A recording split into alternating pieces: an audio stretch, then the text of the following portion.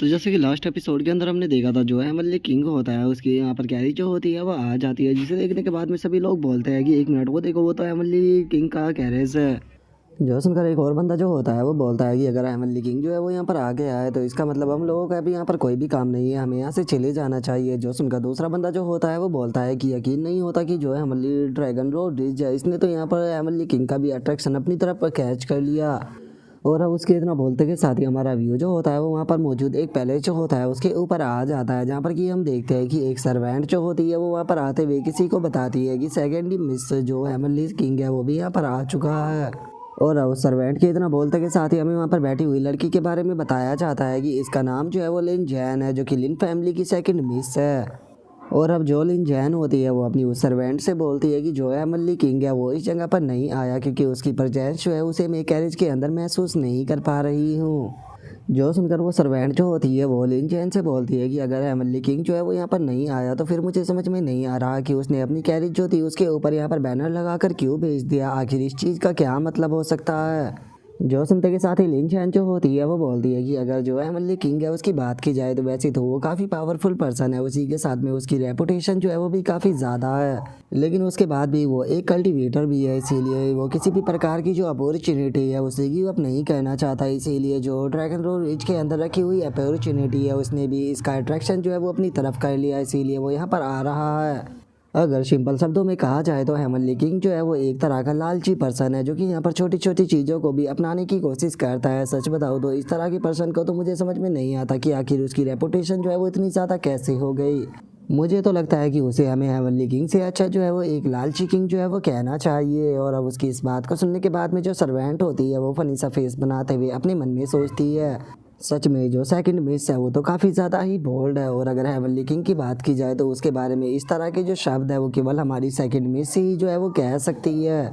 और अब इतना सोचकर वो सर्वेंट जो होती है वो लिन चैन से बोलती है कि सेकंड मिस, जैसा कि आप जानती ही हो कि जो ड्रैगन रोड रिज है उसके अंदर अपॉर्चुनिटी जो है वो अपेयर होने वाली है, तो क्या आप एक्शन नहीं लेने वाली हो? क्या आप इस अपॉर्चुनिटी को ऐसे ही दूसरों को लेने दोगी? जो सुनते के साथ ही लिन जैन जो होती है वो उससे बोलती है कि मैं इस भीड़ का हिस्सा जो है वो नहीं बनने वाली हूँ, मैं सही टाइम के आने का इंतज़ार करूँगी और जब सही टाइम आ जाएगा तो उसके बाद मैं सही एक्शन को लूँगी। जो सुनते के साथ ही जो वो सर्वेंट होती है वो भी काफ़ी ज़्यादा खुश हो जाती है और खुश होते हुए बोलती है कि जैसे कि सेकंड में से उम्मीद की जा सकती थी वे इस लाइफ एंड डेथ की सिचुएशन के अंदर खुद को इन्वॉल्व करना नहीं चाहती। वे एक सही टाइम का इंतज़ार करेगी और उसके बाद में जब अपॉर्चुनिटी आएगी तो उसे ले लेगी। सच में मानना पड़ेगा मिस, आप तो बहुत ही ज़्यादा ब्रिलियंट हो। जो सुनते के साथ ही लिन जैन जो होती है वो उसे बोलती है कि नहीं, तुम कुछ ज़्यादा ही सोच रही हो। अगर ड्रैगन रोड रिच के अंदर की जो वो ग्रेटेस्ट अपॉर्चुनिटी है उसके बारे में बात की जाए तो उसे अनलॉक कर पाना हमेशा से ही इम्पॉसिबल रहा है। और यही कारण आ रहा है कि जो हमारी लिन फैमिली है उसने कभी भी जो ड्रैगन रोड रिच था उसके अंदर आने से जो आउटसाइडर थे उन्हें मना नहीं किया, बल्कि उसने हमेशा ही जो आउटसाइडर थे उसे ड्रैगन रोड रिच के अंदर आने दिया, क्योंकि हमारी लिन फैमिली को ये उम्मीद थी कि शायद कोई टैलेंटेड पर्सन आएगा जो कि आकर जो वो अपॉर्चुनिटी है उसे अनलॉक करेगा। लेकिन जनरेशन टू जनरेशन जो है वो बीतती रही, लेकिन कोई भी पर्सन ऐसा नहीं आया जो कि सक्सेसफुली उसे अनलॉक कर पाए। जो सुनते के साथ ही वो सर्वेंट जो होती है वो उसे बोलती है कि मिस, लेकिन इस बार की बात जो है वो अलग है, क्योंकि ड्रैगन रोड रिच के अंदर होने वाला जो फिनोमिना था वो हर बार की तरह इस बार काफ़ी ज़्यादा अलग था। जो सुनते के साथ ही लिन जैन जो होती है वो आराम से चाय पीते हुए उसे बोलती है कि हाँ, इस चीज़ को मैं जानती हूँ, इसीलिए इस बार मुझे भी थोड़ी सी उम्मीदें है कि शायद इस बार वो हो पाए जो कि आज तक नहीं हो पाया। शायद इस बार हमें कोई मिरेकल जो है वो देखने के लिए मिले, इसीलिए इस बार मैंने भी अपना मन जो है वो बना लिया है। मेरा भी ये आखिरी बार होने वाला है जब मैं ड्रैगन रोड रिच के अंदर जाकर अपना काम जो है वो करने वाली हूँ।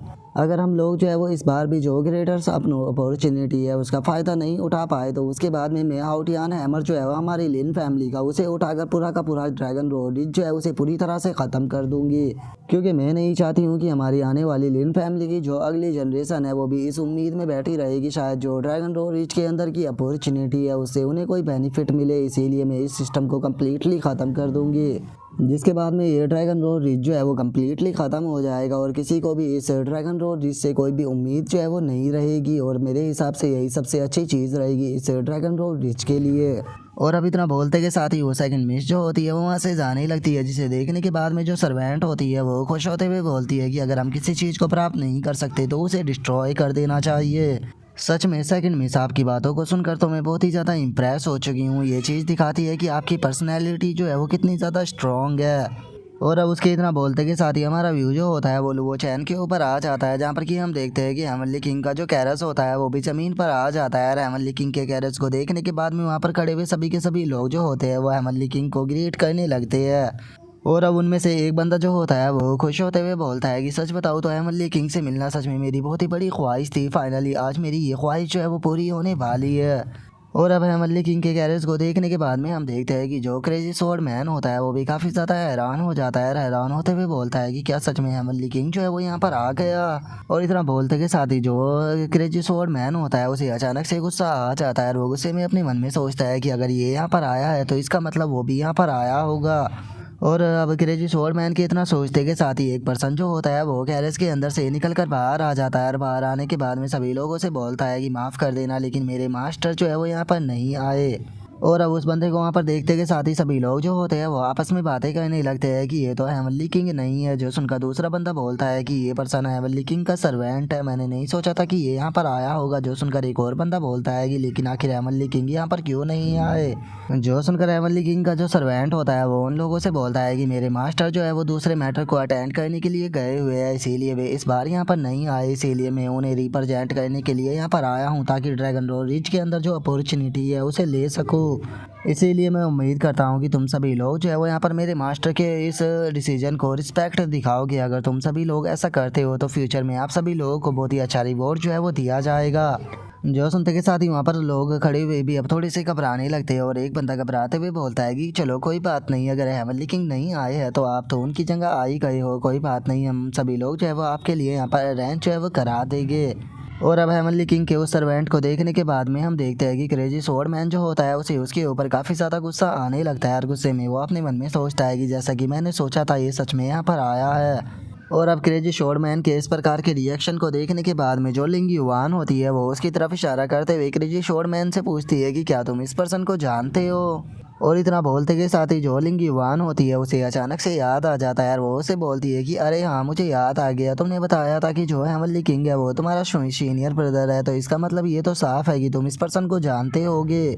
और उसके इतना बोलते के साथ ही जो लिन फैमिली का सर्वेंट होता है वो क्रेजी स्वॉर्ड मैन के सर्वेंट के पास में आ जाता है। और उसके पास में आते हुए उसे बोलता है कि अच्छा तो ये आप हो मिस्टर फैन हेमनली किंग के सर्वेंट, और चूंकि आप यहाँ पर आए हो तो इसीलिए मिस्टर फैन मैं आपका स्वागत करता हूँ हमारी लिन फैमिली में। आप यहाँ पर जो ड्रैगन रोड रिच है उसके अंदर घूमने के लिए आए हो तो आप जैसे चाहे वैसे यहाँ पर घूम सकते हो। जो सुनते के साथ ही जो मिस्टर फैन होता है वो भी खुश हो जाता है। और खुश होते हुए उसे बोलता है कि स्टूवर्ल्ड मिलिन आपका बहुत बहुत शुक्रिया यहाँ पर मेरे लिए इस तरह का इवेंट करने के लिए, तो अब मैं यहाँ से चलता हूँ। और इतना बोलते के साथ ही जो मिस्टर फैन होता है वो उड़ते हुए वहाँ से जाने लगता है। लेकिन तभी उसका ध्यान जो होता है वो क्रेजी स्वॉर्ड मैन के ऊपर चला जाता है। और क्रेजी स्वॉर्ड मैन को देखने के बाद में वो रुकते हुए अपने मन में सोचता है कि एक मिनट ये तो क्रेजी स्वॉर्ड मैन है। और मिस्टर फैन के इतना सोचते के साथ ही हम क्रेजी स्वॉर्ड मैन को देखते हैं जो कि गुस्से की नज़रों से जो कि मिस्टर फैन होता है उसी की तरफ देख रहा होता है। और अब हम देखते हैं कि मिस्टर फैन जो होता है वो क्रेजी स्वॉर्ड मैन के पास में आ जाता है। क्रेजी स्वॉर्ड मैन के पास में आने के बाद में उससे बोलता है कि क्रेजी स्वॉर्ड मैन ये तो तुम हो, मैंने ये कभी भी नहीं सोचा था कि तुम यहाँ पर आओगे।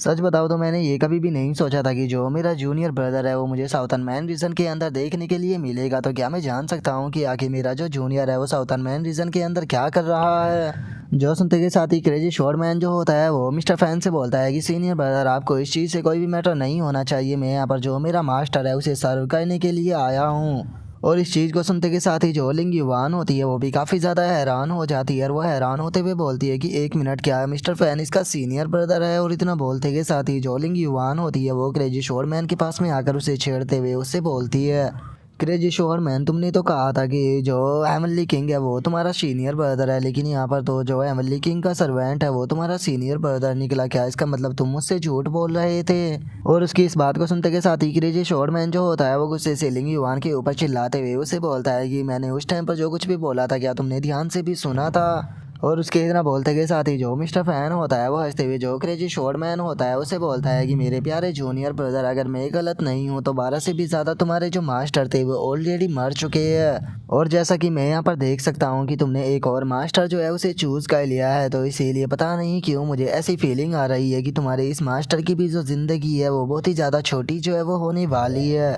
और मिस्टर फैन की इस बात को सुनकर हम देखते हैं कि क्रेजी शोरमैन जो होता है उसे मिस्टर फैन के ऊपर काफ़ी ज़्यादा गुस्सा आने लगता है और वो गुस्से में मिस्टर फैन की तरफ देखते हुए उसे बोलता है कि सीनियर ब्रदर मेरे मास्टर के सामने रूड होने की कोशिश भी मत करना। जो सुनते के साथ ही मिस्टर फैन जो होता है वो लुओ चैन की तरफ देखने लगता है। लुओ चैन की तरफ देखते हुए बोलता है कि अगर मैं गलती नहीं कर रहा हूँ तो पक्का जो तुम्हारा मास्टर है वो यही पर्सन होगा।